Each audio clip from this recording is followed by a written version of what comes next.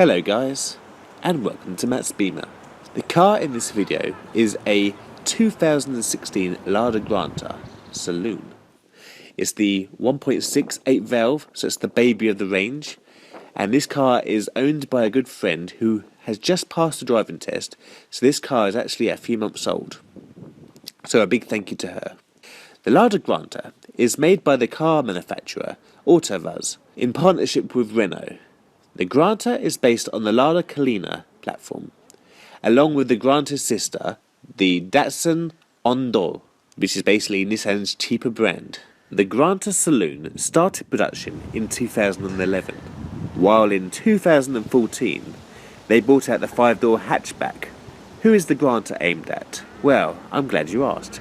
It's aimed at the young Russians and small Russian families who want a cheap to run and cheap to buy car. This car undercuts the European rivals and even the Korean rivals. It makes a Kia and a Hyundai look very expensive, which is saying something.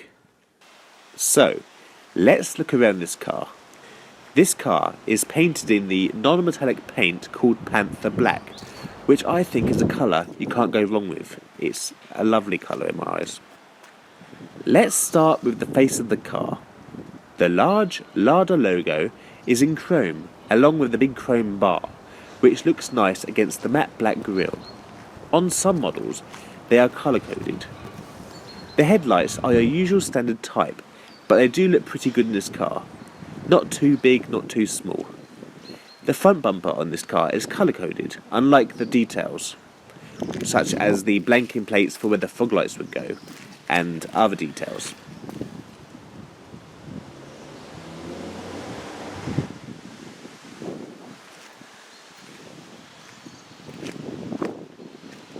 The standard wiper blades,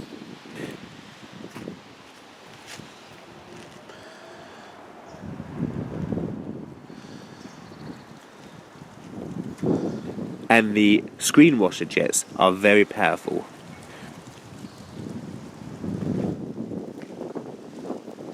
On top of the roof is the aerial, even though this car here doesn't actually have a radio.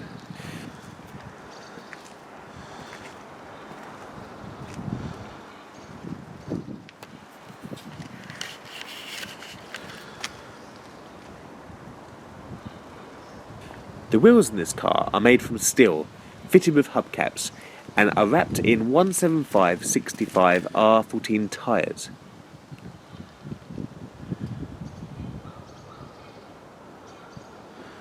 The front brakes in this car are disc brakes, and the front suspension is the independent McPherson coil suspension type.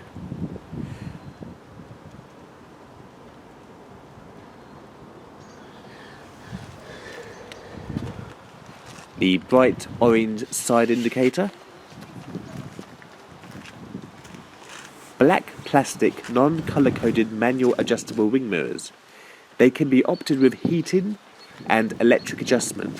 I believe that some have the indicators built into them as well.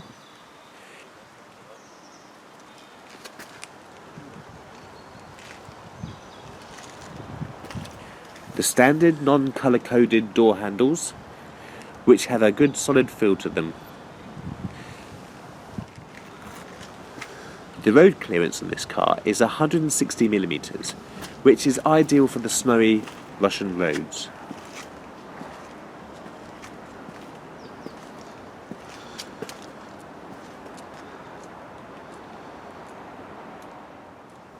Oh look, there's a mud flap, and there's also one on the front too. The rear brakes are the drum type, and the rear suspension is the half-independent lever spring-type suspension.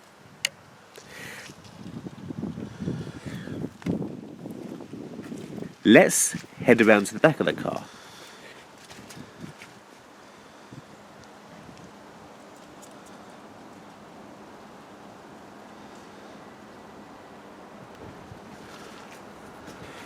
Here are the two rear taillights, red and white.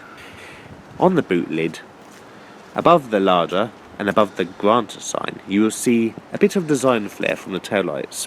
I quite like that little touch.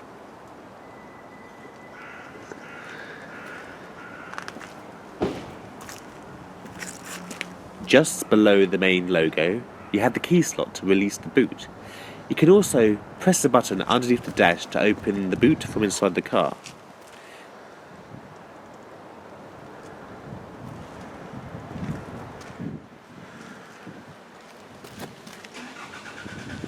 The towing eye.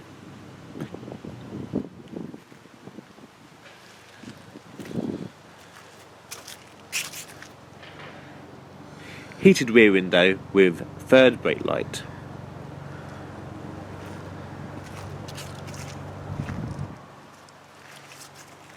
The fuel flap, which you just open with a finger, which leads me on to saying that the whole range of the Granta is petrol.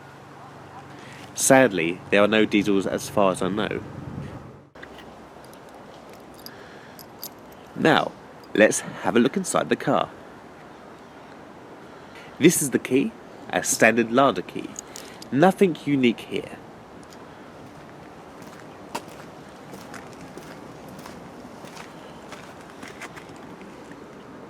Put it in the slot and turn left and pull the handle. The door will open and you will notice that the car has central locking, which I find quite slow for what I'm used to. The interior is very Renault and Nissan-ish. Different shades of grey plastic with the odd black piece here and there.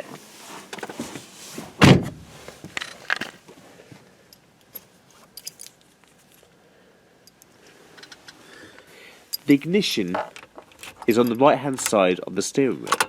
One click and the ignition is on. Sorry about the sticker reflection. Over to the centre of the dash. It kind of reminds me of a crazy face with two massive eyes. The air vents are black in colour and very simple in design, but very effective. There are 4 across the whole of the dash. In between the vents is the hazard switch.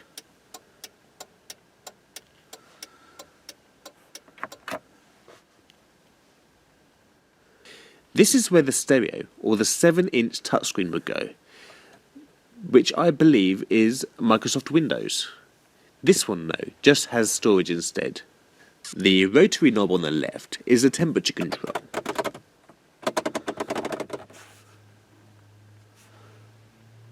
The knob in the centre is the 4-speed fan.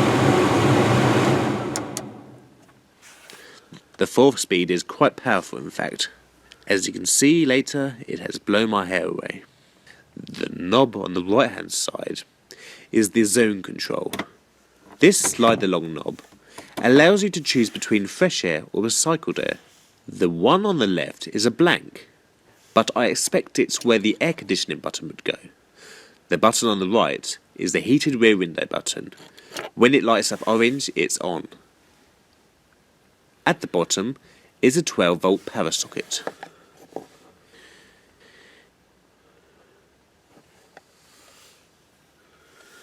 Here is some more storage, and these 2 blanks here are basically where the heated seat buttons would go. The 2 cup holders. This car here has the 5-speed manual transmission.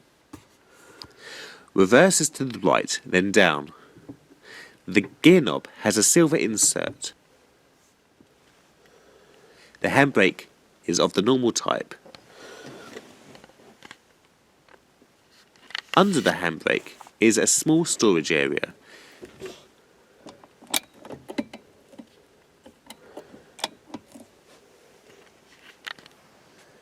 As you can see, this car here just needs the basic of tools to do many of the work that needs to be done.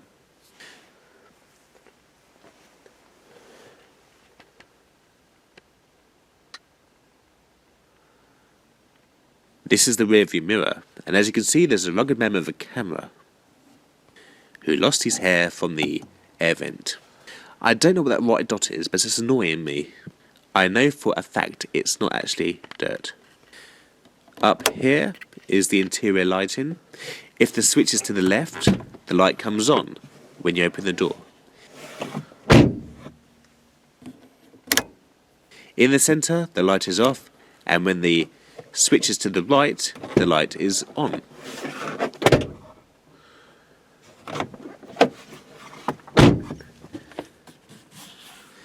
The sun visors are pretty thin, but it does the job.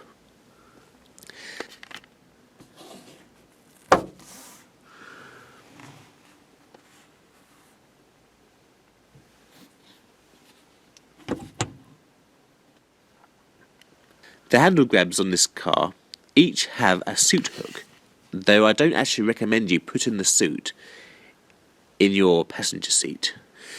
So, I just reset my camera and that white dot disappeared. Any ideas what that fault can be? Please message below.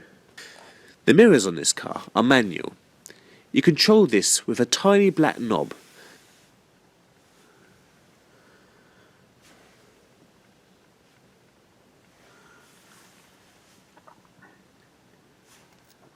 The front two windows are electric.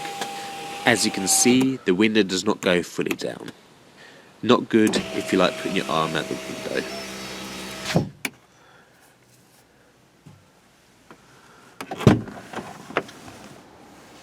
The top rotary knob is for turning the lights on. The button blank on the left would be for the front fog lights if this car actually had them. The one on the right is for the rear fog lights. The bottom rotary knob is for altering the headlight level.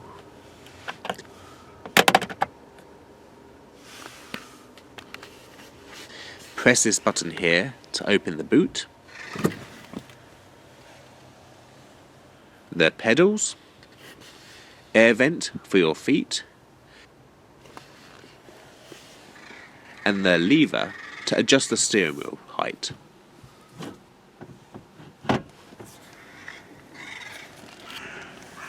Plastic door handle, the door grab, and a small storage compartment. On the higher models, this would be the airbag. Below that is a cubbyhole, which then leads down to the glove box.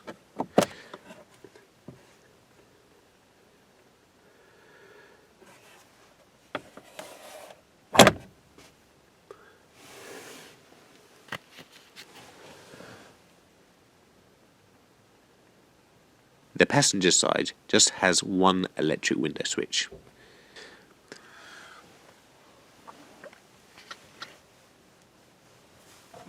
Let's start the car up. I'm sorry about the reflection, I best sort this out.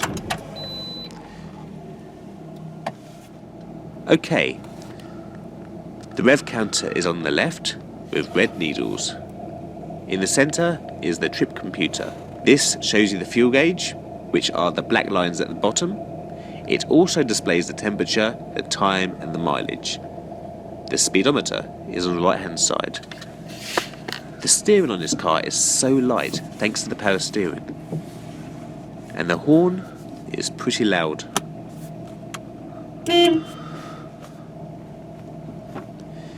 This is the interior rev test.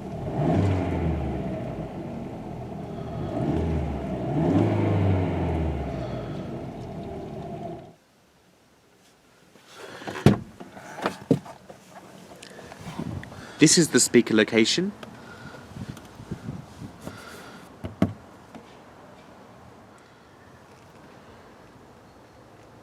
The bar under the seat allows the seat to be moved forward and backwards.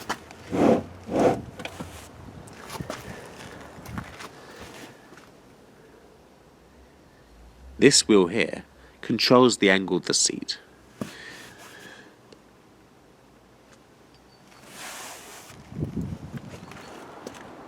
Let's have a look in the back of the car. I'll just set up the seat in the front to my position to give you an idea of the room in the back for a 6-foot man if there's a 6-foot man sitting in the front.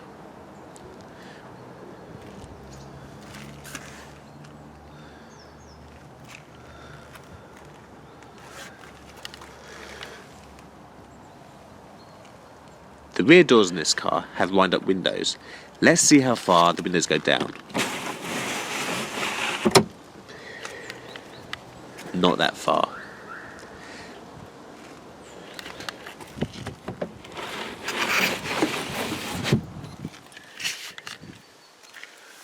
Legroom is okay, not the best, and my headroom could be a lot better. My head lightly touches the roof, and if I slightly put my head to the side, it touches the C-pillar. The seats have storage pockets.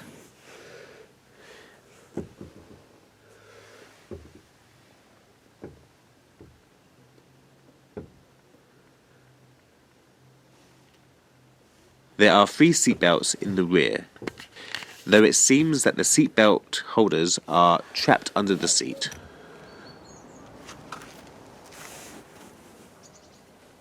Three headrests.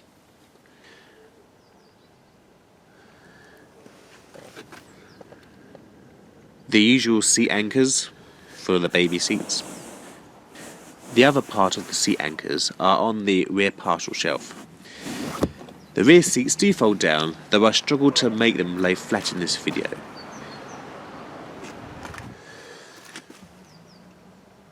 This seat does not split in half, it just folds in one piece. I should have removed the headrest, really, but I was limited on time. To fold the seat down, you press both of the buttons on top of the seat, as shown. There are 2 ways to open the boot: by the key as shown, or by the button under the dashboard, which I showed you earlier.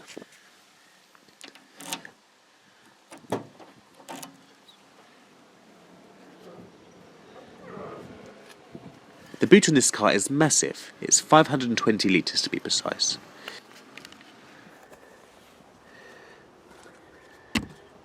Under the floor is a full-size spare wheel, which is very cool in these days. And it also comes with a toolkit. Now, I should do a start-up again, but with the exterior and engine bay this time. This car had a long journey to my house, so the engine bay is actually quite hot.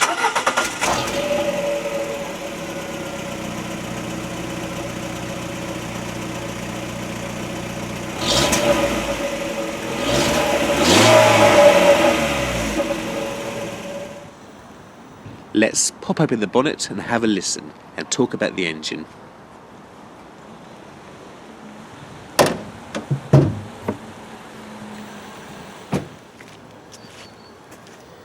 This engine is the baby of the 1.6 family.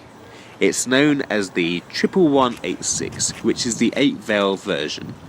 It has 87 horsepower, which is only available with the 5-speed manual transmission. Its 87 horsepower gets sent to the front wheels, making this Russian motor get to 62 miles per hour in 12.2 seconds and tops out of a top speed of 167 kilometers per hour or 104 miles per hour. Also, the miles per gallon is around about 40 miles per gallon average, according to LADA.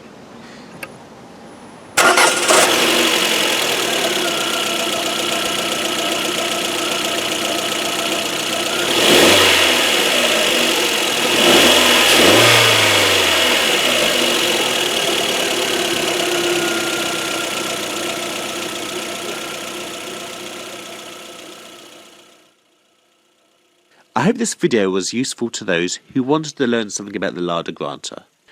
I'm actually quite new to LADA. In England we used to have the Revas and Nevas, and I think the Samara, and that was about it. If you liked the video, please press your thumbs up. And if you know someone who wants to buy a LADA, please share it with them. And if you want to, subscribe to my channel. It'd be lovely to see you again. Take care, and thank you very much. Goodbye.